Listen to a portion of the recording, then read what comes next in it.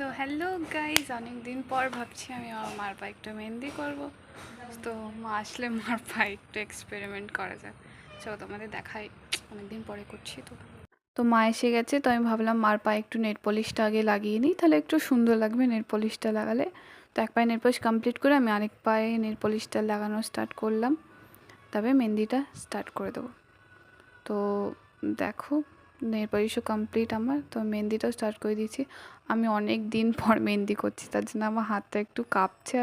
আর প্রথমবার মেহেন্দি করছি, যেহেতু এত আগে করেছি ছোটোখাটো মেহেন্দি, বাট অত ভালোও করতে পারি না আমি। তো তাও চেষ্টা করে এক পায়েরটা কমপ্লিট করেছি, অতটাও ভালো হয়নি। মনে হচ্ছে পায়ের মধ্যে আমি সব দিয়ে দিয়েছি। তো দেখো, তোমাদের যতটা ভালো লেগেছে বলো আমাকে কীরকম লেগেছে।